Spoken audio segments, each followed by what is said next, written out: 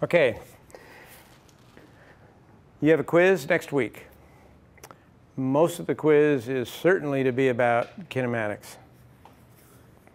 The reason we're studying kinematics is because we want to be able to use Newton's second law.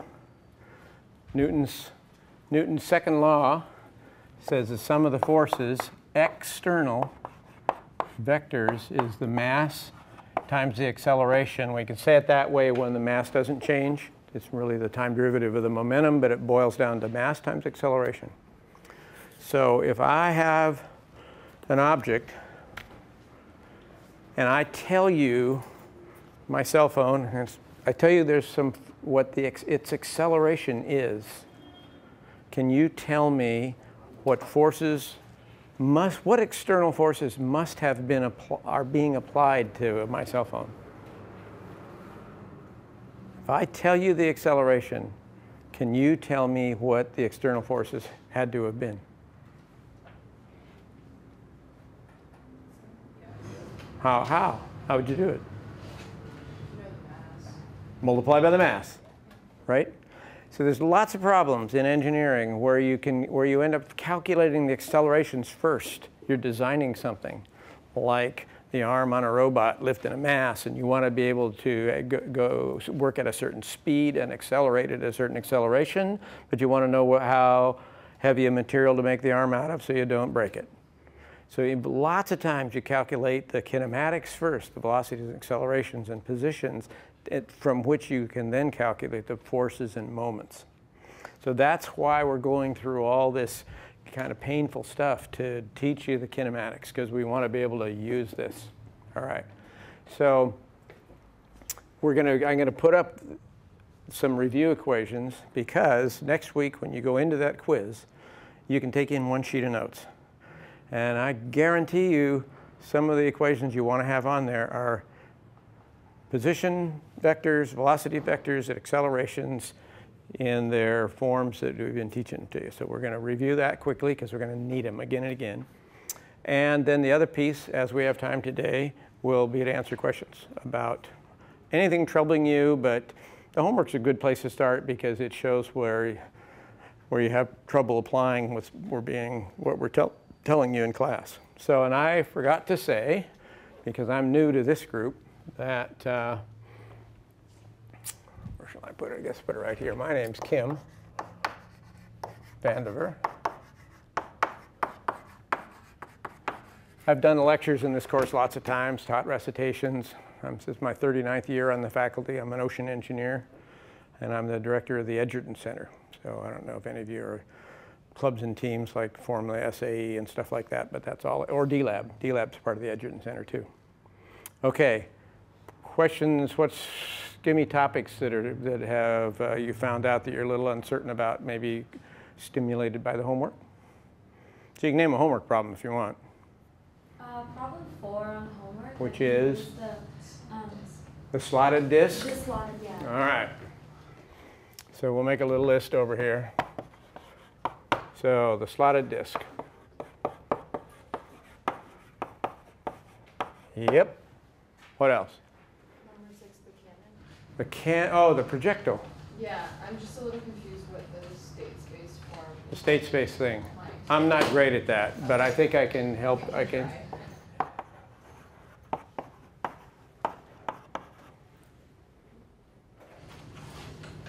Any other problems giving you trouble? He went over that planetary gear thing this morning, so it showed, maybe covered some of it. The other problems are all fine. The sliding ladder problem, I went and put my answer in online today to check it out. Told me I was wrong. Put it in again, still wrong. And put it in a third time, still wrong. So you know what I decided? It's wrong, and I'm right. So what they had online, they got the wrong answer for the velocity of c, the middle of the ladder. It's probably fixed by now. I pointed it out to one of the authors. Said you got to be a little skeptical sometimes, even if the computer says you're wrong. Okay, so we're good. We can just go with this. All right.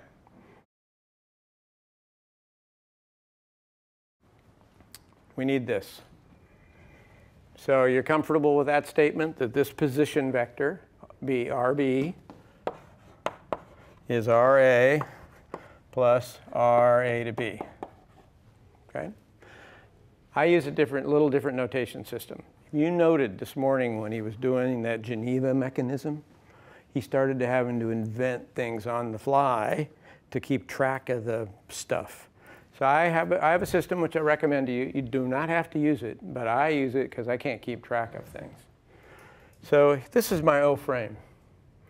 I use a slash to tell me means with respect to.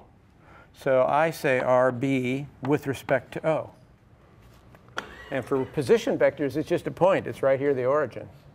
And that would mean that this is RA with respect to O plus RB with respect to A.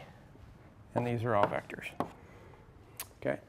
And now, so if I'll continue to use this notation today because I think it helps keep track of the pieces we're talking about.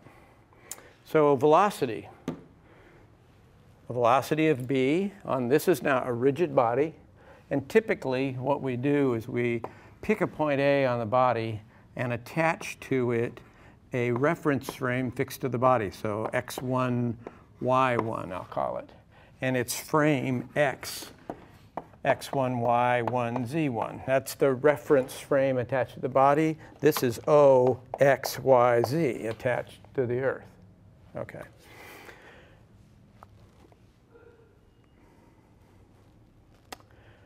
So if I take the time, I want now to know the velocity of B with respect to O. I have to take the time derivatives of these things. So this is just the velocity of this rigid body, literally the velocity of this reference frame you've attached to it. And that might be, I've got a merry-go-round, and it's on a train car, and the train car is moving. But my little XYZ frame, X1, Y1, my A is right here. It's attached to this. It's rotating, but it's moving with the train. So the velocity of A with respect to O is this first term. And I get that from taking that time derivative. Then this one, this then gives me the velocity of B with respect to A. This whole thing as seen in OXYZ. Okay, I will see, you will see, you're looking down on the train. Here's my A and B's. Maybe I better do this. A's at the center, maybe B's up here. The train is moving only, you just see velocity of A with respect to O. If I have got a caterpillar sitting here and he's wandering along at 1 centimeter a second and the train's not moving and it's not rotating, you would see 1 centimeter a second moving along relative to this disk, right? Now the train starts to move. Relative to the disk, how fast is the caterpillar going? Still that 1 centimeter a second. The total velocity is that plus this. And now there's a third term that can come along and that might rotate too. So they break this piece here into two parts. So this becomes then the velocity of A with respect to O plus the velocity of B with respect to A as seen in this A frame. Plus, and this term in class he would call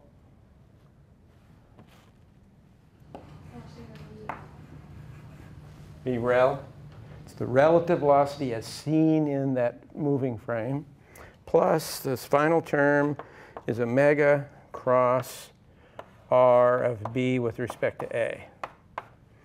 And now, omega is with respect to what? Where do you measure omega from?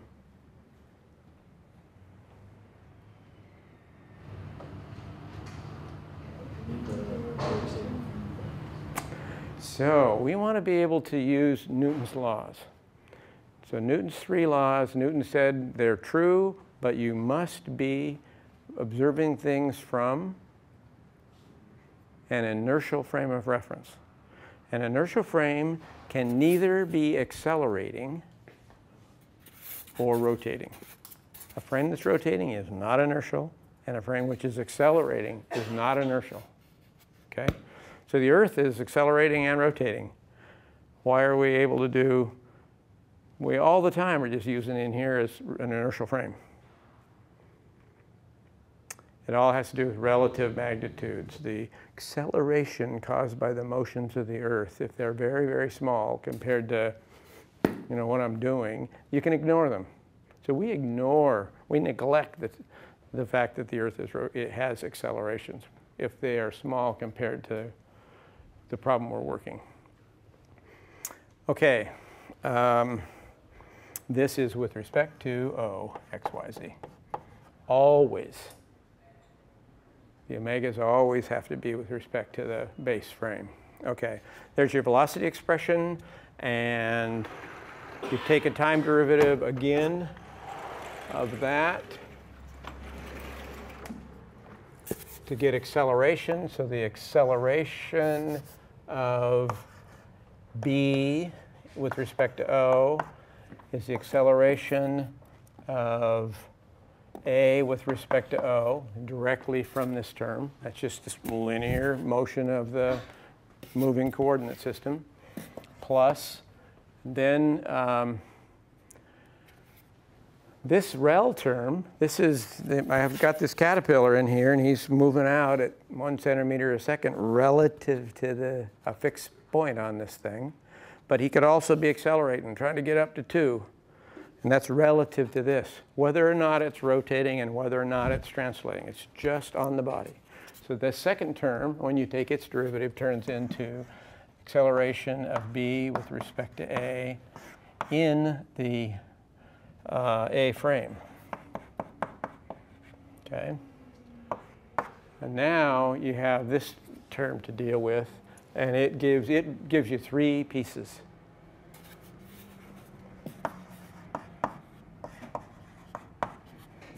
That's across R, B with respect to A, plus omega dot cross R, B with respect to A, plus 2 omega cross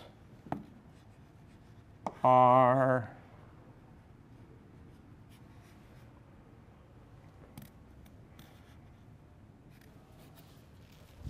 not R in this notation, velocity of B with respect to A as seen in A. Now I've got 1, 2, 3, 4, 5 terms. I know I'm complete. This is also known as VREL. And this term over here is also known as AREL. Okay. So that's your full 3D, and all these are with respect to O, all these omegas. 3D vector acceleration equation. Works for any 3D rigid body rotating and flying along. All right. Because on a quiz, we might often, to keep problems simple enough you can do them in a short time, lots of problems that you're given are going to be planar motion problems to keep them simpler. So things rotating, translating in a plane, rotation always in the z direction. And oftentimes those problems can be done in polar coordinates, and it makes life simpler. So the analogies here in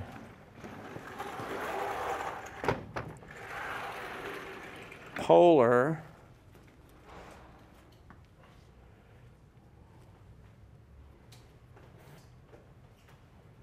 how do I want to say this? So I've got my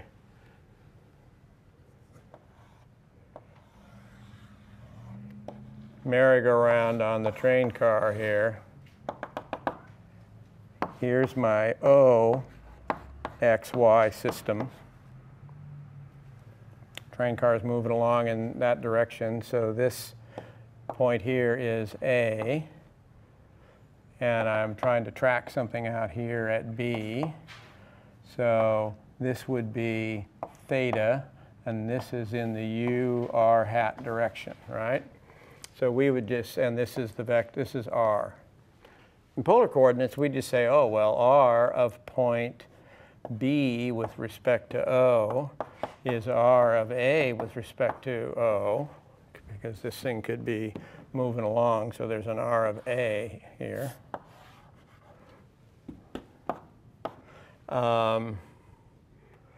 Plus R U R hat, period. And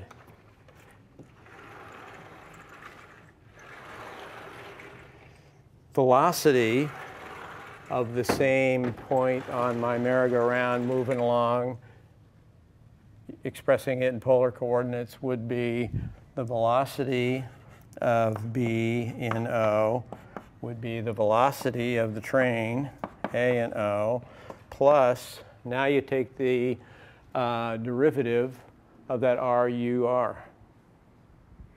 So you get an R dot, U R hat, but UR is rotating, so it's a function of time. You have to take its derivative. So the product rule then gives you a plus R theta dot U theta hat. And that's how you'd express velocity in a polar coordinate system attached to something moving. And finally, how would you express acceleration in polar coordinates? So help me out here. What do you suppose? It would mean you take the derivative of this, right?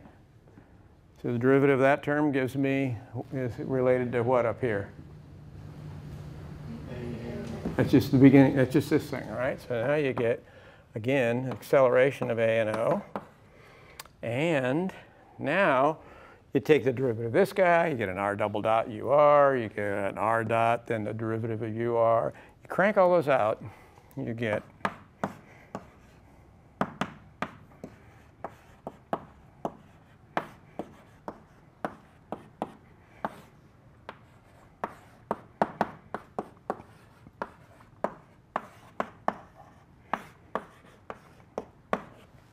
so when you can describe a problem in polar coordinates, this is the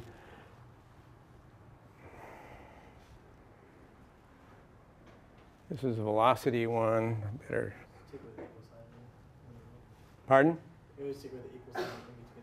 Yeah, we just, this is the acceleration of B with respect to O in polar coordinates is that. Not every problem can be done in polar coordinates, but when you can, this is a lot easier to use than the whole vector 3D thing. All right, so that's the quick review. I would make sure you have all of that on your crib sheet. So now let's talk about, let's go look at a problem. So slotted disk.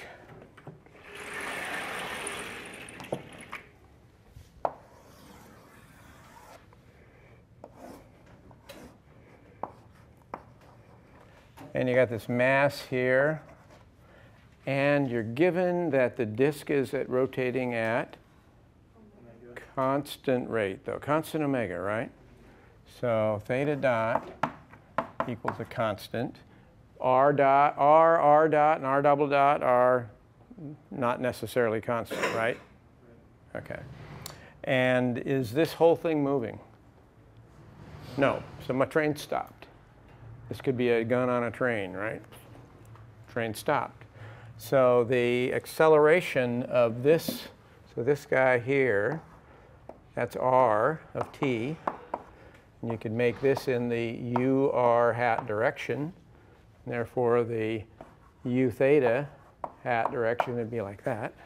And this would be theta. So this is a case where polar coordinates makes the problem a lot easier to do. All right, so let's do the acceleration, and we'll call this our point B. Acceleration of B with respect to O, and now O is fixed. It's right, and we can center it right at the wheel. XY, OXY. And now we have our polar coordinate system. We want the acceleration of B with respect to O, and let's just crank out the terms. What's the first term here? 0. That one's 0. What else is 0 in the problem? What else have you been given as 0? Okay, so this term's going to go away, and this term's going to go away. All the other terms, 0. Any other term, 0. So we got to do all of them, right? But This group is in the UR direction, and this one's in the U theta. And this one, it said that there's a friction force, right? And so now we want to talk about Newton's laws, some of the external forces, mass times the vector acceleration. So how many coordinates are we using to describe the motion of this system?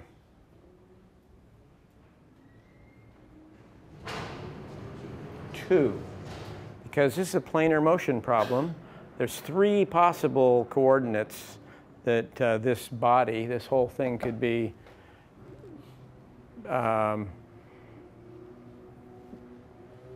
little rigid. This one's a particle, so it actually technically, we ignore its rotation, but it can move x, y, and z, right?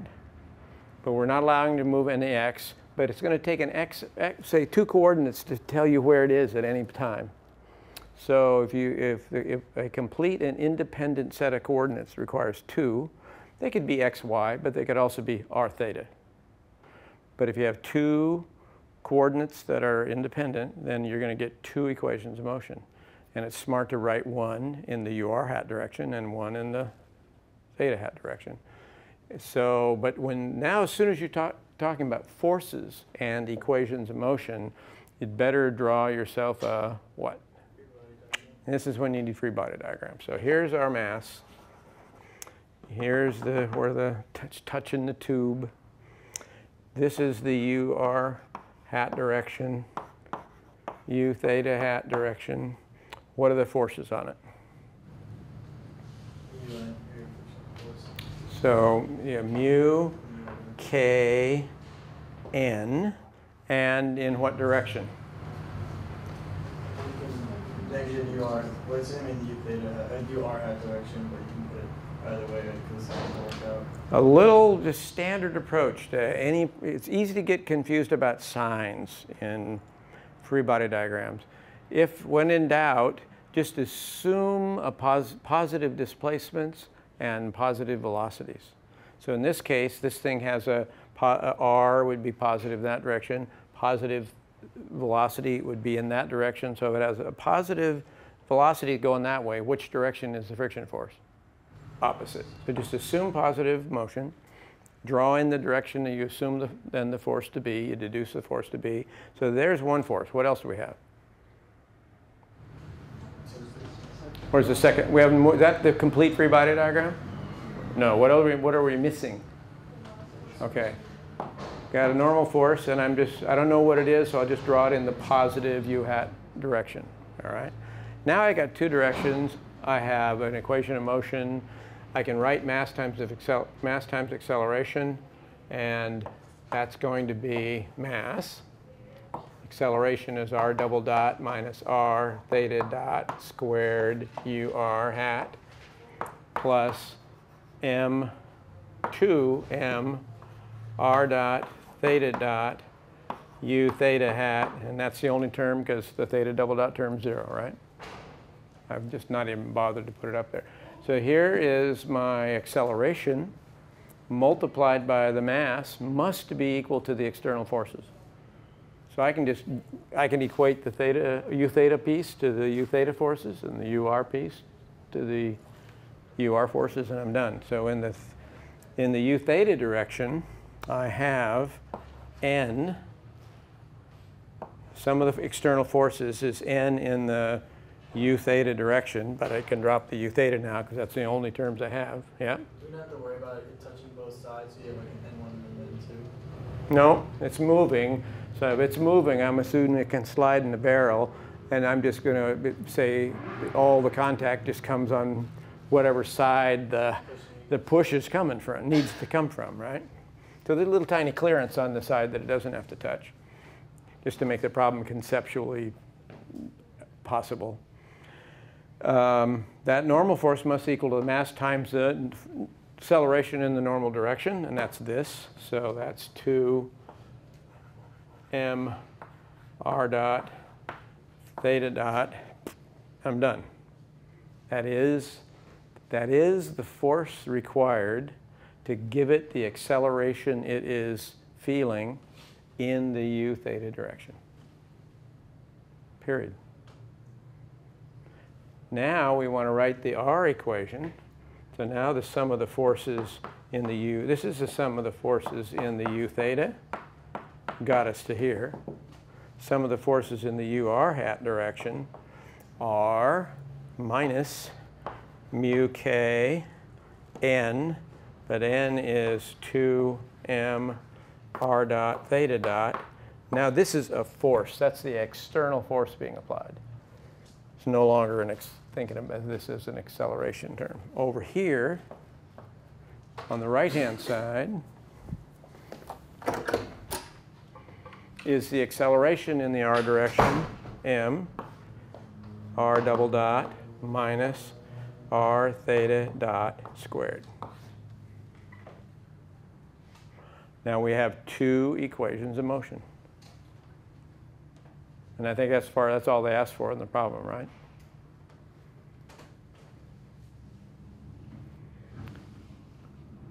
Now this term here, that force, there is a real physical reason for that force. So let's think about that. And actually, when we were talking about the acceleration equation, Professor Gossard keeps telling you that these things have names. So this force, this acceleration is called centripetal. It has to do with making things go in circles. Okay, this term is called, this is the Eulerian. This is just the fact that you're speeding up angularly at some distance. So it's a linear acceleration caused by an r theta double dot. And this term is called Coriolis.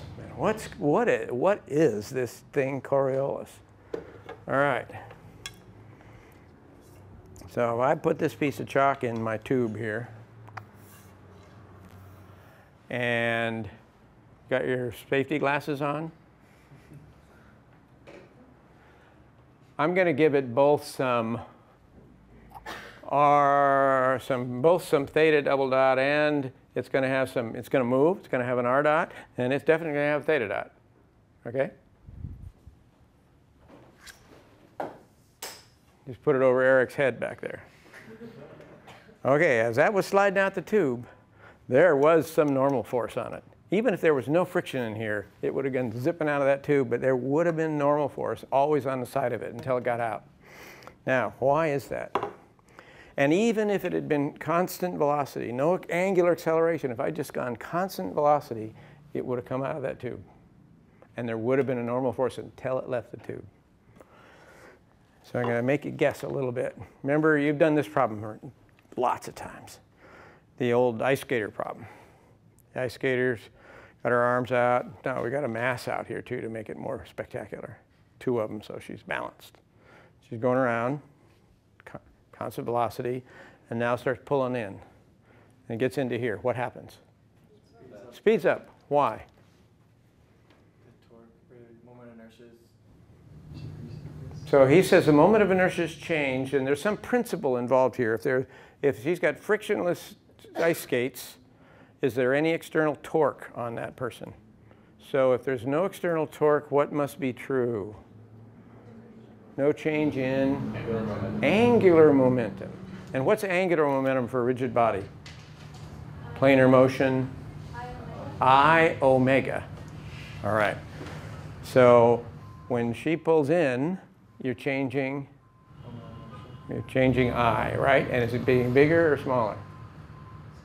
If all the mass was in this thing, this is the simplest calculation. The moment of inertia of that about the rotation is mr squared of a particle out there.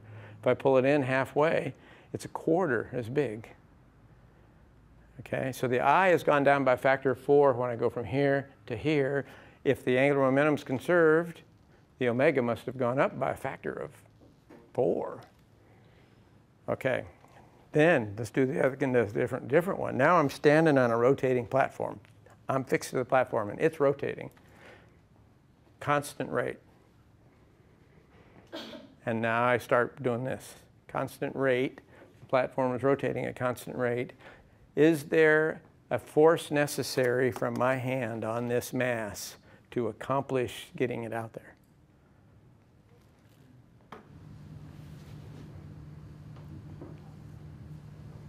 Yes. Why? Because it will want to, it wants to change the inertia, but you can't get the inertia. So what is changing? What's changing? The inertia, right? Angular rate is not. Yeah. But if the inertia, moment of inertia changes and omega stays constant, is I omega changing? Yes. That means the angular momentum is changing. In order to have angular momentum change, what must happen? What must be present? An external torque, right? And this mass out here is being pushed along by a force, a normal force, times this moment arm is a torque. So the torque required on the motor down here driving this around is the force of this moment arm times that normal force required to increase its angular momentum as I'm pushing this out. And if you want to calculate it, it involves the rate at which I'm pushing it out and the rotation rate. Where to go? The Coriolis acceleration. This is the mass. This mass times that acceleration is the force. That's the normal force. And the R, that's just the force. The torque would be this times R. So very often the Coriolis term turns up because you're causing angular momentum to change. So you know the Gulf Stream flows up the east coast of the United States. And as it flows up, what direction it turns and heads off towards? Benjamin Franklin discovered that you could get to England fast if you knew where the Gulf Stream was, because the Gulf Stream comes north and then turns toward England. And it does that because of conservation of momentum, angular momentum, and there is a Coriolis acceleration that is felt by the water, because as it goes north on the Earth, its radius from the axis of rotation is decreasing. And in order to keep its angular momentum constant, it must try to increase its rotation rate. And it does that by heading off to the east at some velocity. So Coriolis is what causes the Gulf Stream to go to the east in the northern hemisphere, and similar currents go to the east in the southern hemisphere. They go counterclockwise. Okay, so that's kind of, that problem. What else did we want to talk about?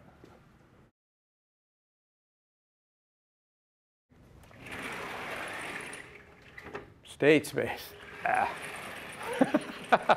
All right, state space. Why do we mess with state spaces? Because we want to get computers to do integrate equations of motion for us, especially nonlinear ones, which you can't solve analytically. So the problem mx double dot plus kx equals, well, it'll be 0 for a minute. This is the mass spring system. Some little cart, mass m, spring constant k, and I want the equation of motion for this system, and I crank it out. For free vibration, it looks like that. If I want to tell MATLAB to integrate this equation of motion, it can't do it in that form. It can only deal with one derivative at a time, and it has to have an independent, it has to have a different variable representing each time derivative. So you say that x, state space element 1 is x. The derivative of x, we need it, actually, what if we put a damper in here? Then we end up with a plus cx dot term in here, all that equal to 0. The derivative of x is x dot. That will be x2 equals x dot. And now I can write when you go to put this into MATLAB, you solve for x double dot equals minus c over m x dot equals minus k over m x. And in state space now we go in and say, oh, well, the derivative of x double dot is x2 dot equals minus c over m x1 dot is x2 minus k over m x1. And now the computer can deal with that. So you're generating a vector, a state space vector that represents each of the different time derivatives in the problem by its own variable.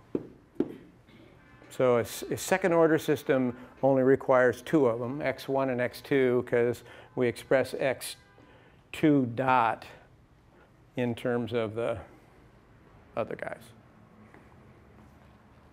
That's as much as I know about state space. Exhausted my knowledge, and some of you probably know way more than I do about that. Ladder problem is good because it's an application of instantaneous centers of rotation.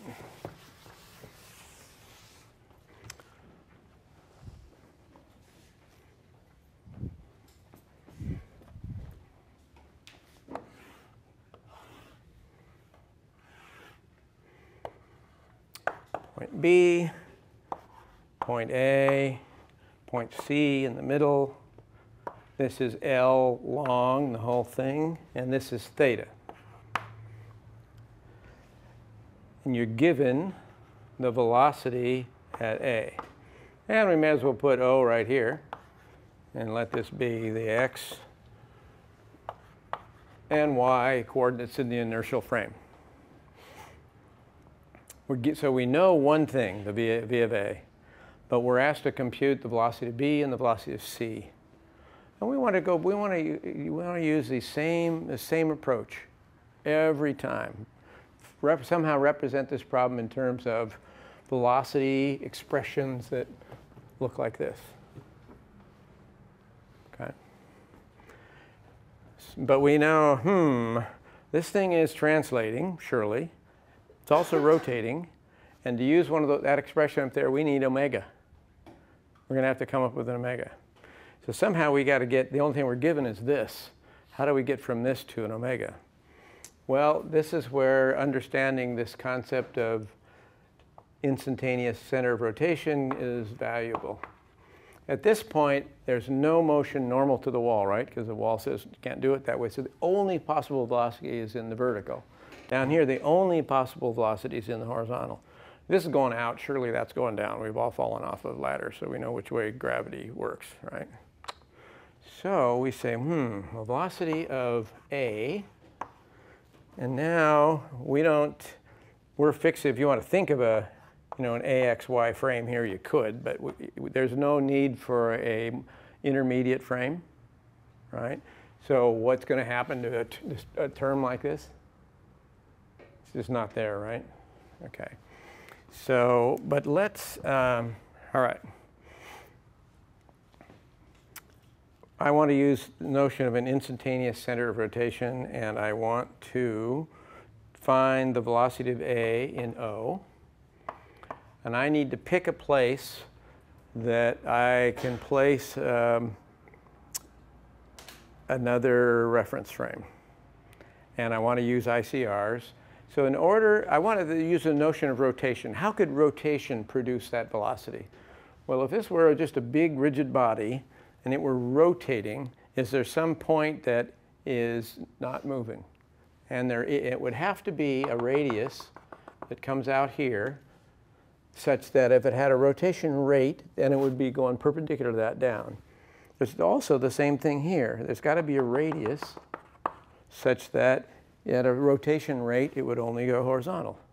And the intersection of those two lines is the ICR. We'll call that point D.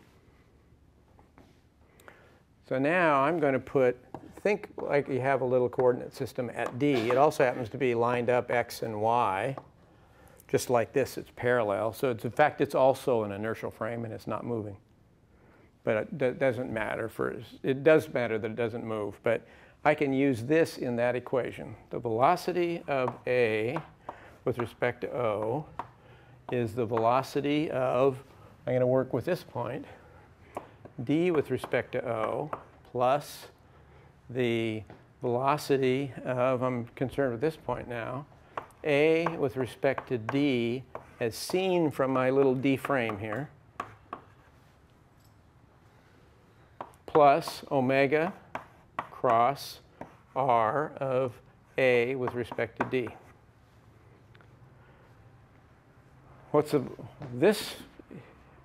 Where I've located this thing is called an instantaneous center of rotation. It is not moving.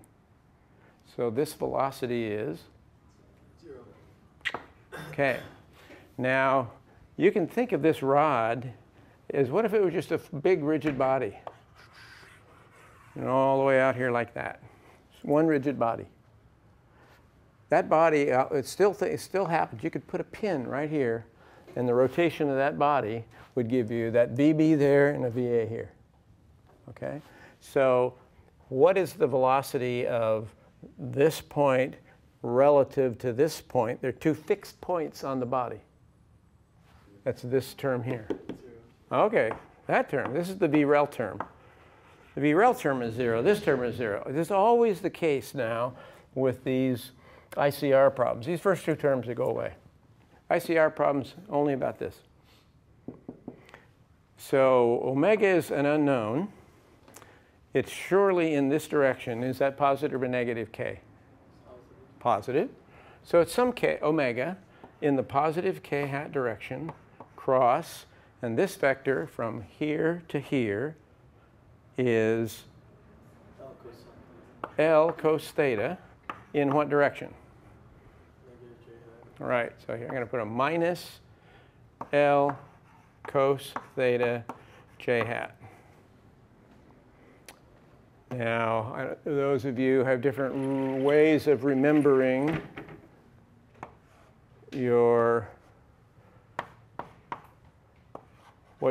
what's positive and what's negative in cross products. This is my way of remembering it.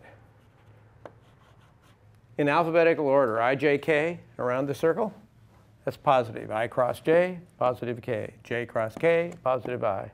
Go backwards, K cross J, minus I cross K, minus J. So it's just a way of remembering it. So K cross J is backwards, gives me a minus I, cancels that minus. So this whole thing, velocity of A in O, is omega L cos theta I hat. It's positive, and it has to be I hat, and it's certainly positive. And that says we can solve for omega. So omega then is V A, which is given, over L cosine theta. So now we know omega. Now the rest of the problem is really pretty easy.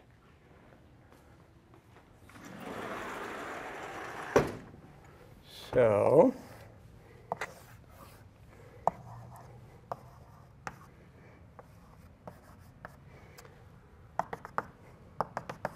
this was L cos, this is L sine, and I want to know the velocity of B.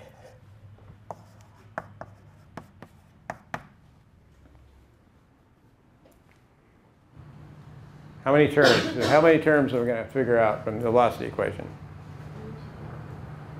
Just one. It's going to be set up just like the previous one. You still use that V of D with respect to O is 0. The relative velocity of the 2 points is 0. It's just omega cross, but now you got to get this is my point D. This is R of B with respect to D.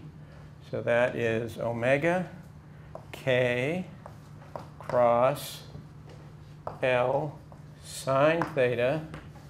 What direction? Minus I.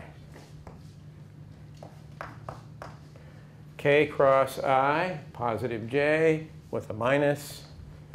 So this becomes omega L sine theta in the minus j direction. And that's the way it's got to be. It could only be j. It's going down. It's got to be minus. And we know what omega is. That's VA over L cos theta times L sine theta. The L's go. That's VA tan theta j hat. J here also. Now how would you do this? Velocity of C. What method would you use? Louder? Divide by 2. Yeah, you could. That'll get you something. Well, in each one, because the radius is cut in half. If you like just go from, like the radius that you'd be crossing with, Uh-huh. cut in half in each direction, so it would be VA over 2. VA tan theta over 2. You're absolutely right. Everybody, I don't know if you all see that, but if you wanted to grind it out, it's just going to be omega cross R CD. And then you'd have a L over 2 sine theta I and an L over 2 cosine theta j. You keep the over 2 pops up, and you find out that this is VA over 2 in the I plus VB over 2 in the j is the velocity of C. But if you just grind it out, do the cross products, it'll all fall out. And in the on the computer earlier today, the online system forgot the 2 here. Tried to tell you it was VB.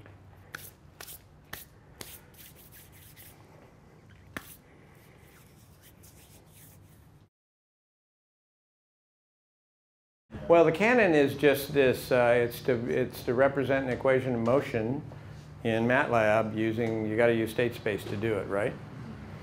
So I haven't even worked that problem myself recently. In fact, I did that problem for real recently. I'm in a program that MIT has with Singapore, and I spent 6 months in Singapore last year.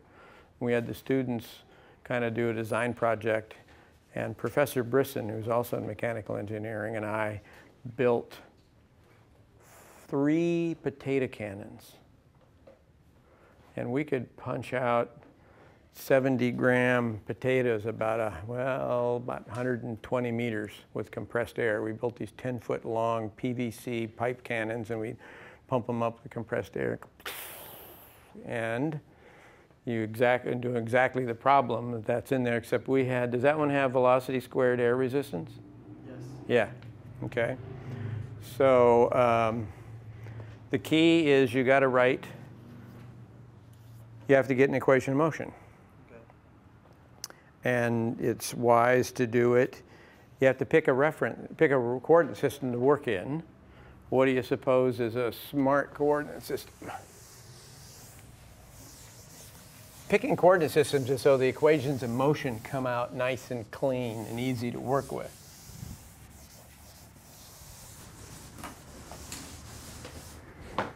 So, I guess the where's my projectile itself.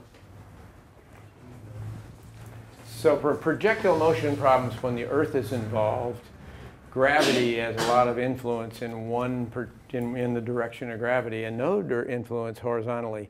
So it makes sense to break your equation of motion into 2 vector components, the horizontal piece and the vertical piece. So your free body diagram, here's your xy. Your free body diagram, we're going to be showing a drag force, F drag, and gravity, mg. And that's it. So the acceleration of this particle,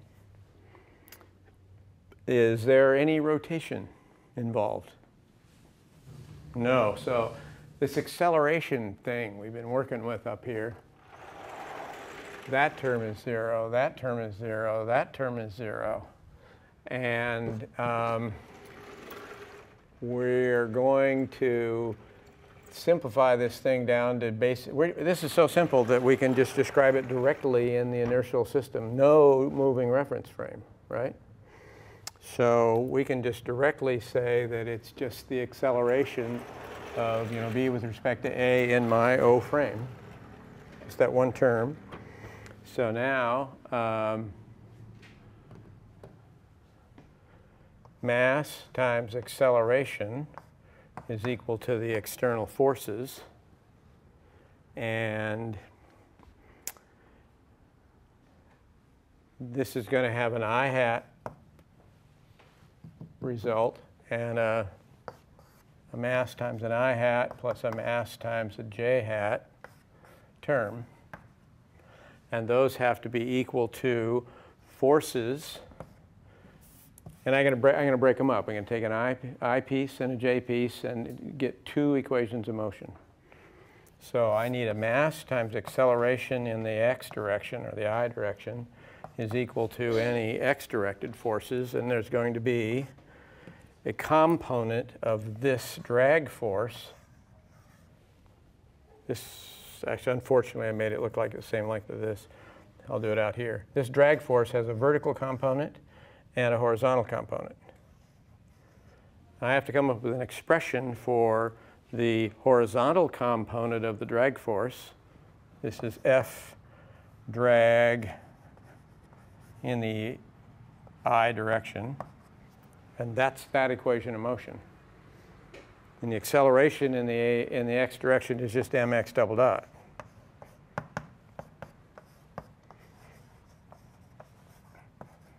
The I hat component, I call it fx. And then my double dot is the y component of the drag times j hat. And these, there might be some signs here. The force in that just minus, it's going to turn out in the minus I. And in the minus, it's going that way. Velocity is that way in the minus y. But in the y direction, there's another term. What? mg. Right? So minus mg, j hat. And now you got two equations of motion, and you plug those into MATLAB. The tricky bit is you got to figure out the drag force. The magnitude of the drag force, F drag, is certainly equal to some, it's opposite the velocity, it's minus some constant times the magnitude of the velocity times the velocity. And the magnitude is the square root of the sum of the squares of this velocity has an x component and a y. So it's the square root of the sum of the squares of vx squared plus vy squared times v, but v has an x and a y component. So this thing splits into two pieces, and one of them goes into this equation, and one of them goes to that equation. And I can't rewrite that out from memory quite. But I think you're given enough information. Well, you're given an initial angle. Yeah, see, this is an integration. Yeah, I guess I was wondering because the angle's changing, but you could just solve it for the right when it's leaving the. Right. So you start it at time 0. You give it an initial angle that you know, and you give it an initial velocity that you know. That initial magnitude of that velocity is here, but then it actually, you can break it into a Vx and a Vy by cosine theta, sine theta, right? So that's what ends up in here. You have to break it apart so you have the drag in the x and the drag in the y, and they go into these two equations, and then you have to use the state space thing to integrate it, and you just march it out. The angle will change because the angle is the arctangent of the velocity in the y over the velocity in the x, right? And so you just march it out each time step, integrate it, and you can include the drag term and gravity, and it'll just work its way out, and pretty soon when you get done, you plot it, and lo and behold, it does that. With drag, it tends to do this. With no drag, it makes a perfect parabola.